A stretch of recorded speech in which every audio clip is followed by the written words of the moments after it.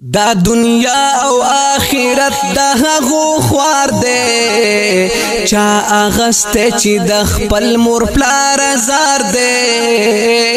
د خپل مور پلار زار دے چی خدمتي په ژوندون باندې و نکړي نو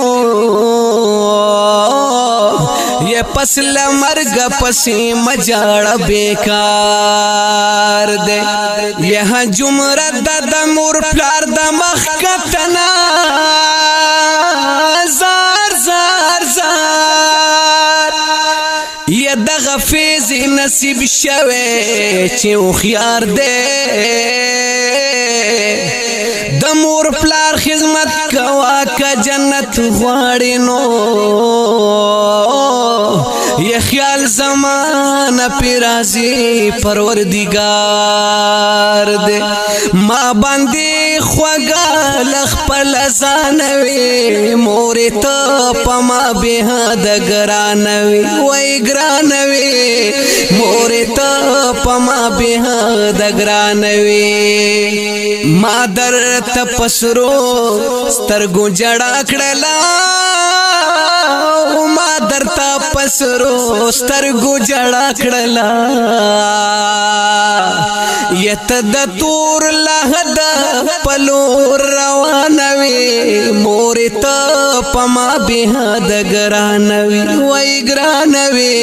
مورې ته پما به د ګرانوي ما باندې خوګا لخپل ځانوي مورې ته پما به د ګرانوي وای ګرانوي مورې ته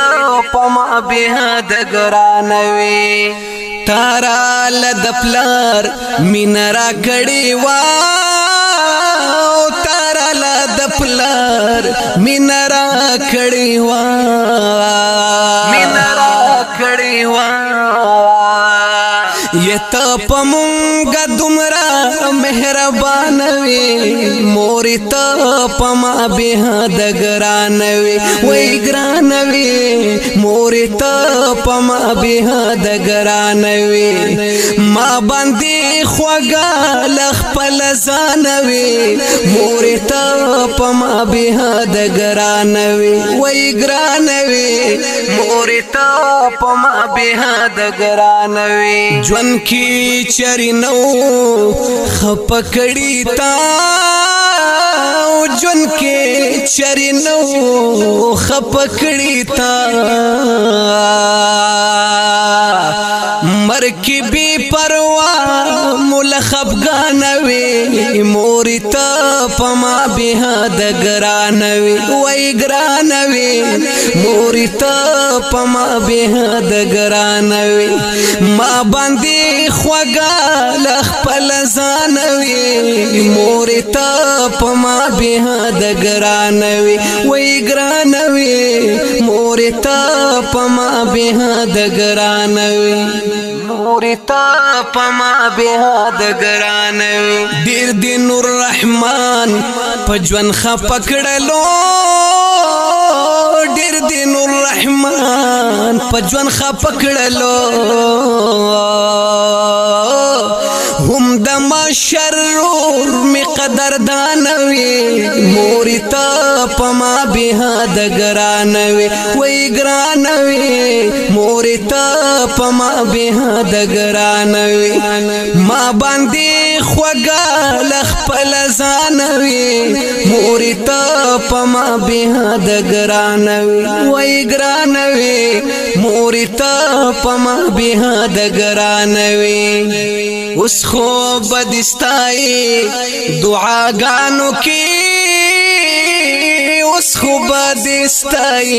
دعاګانو کې څنګه چې خوشاله خیال زمانوي مورې ته پما به د ګرانوي زار زار مورې ته پما به د ګرانوي ما باندې خوګا لخپل ځانوي مورې ته پما به د ګرانوي او ګرانوي مورې ته پما به د ګرانوي خدای دې درته جنت الفردوس درکړي خدای دې درته جنت الفردوس درکړي یت ډیرا سخی ډیرا نادان وي مور ته پما به د ګران وي مور ته پما به د ګران وي ما باندې خوګا خپل ځان وي مور ته پما به د ګران وي وای ګران وي مور ته پما به د ګران وي ما باندې د مور په جدایي دا غمجن زمزمه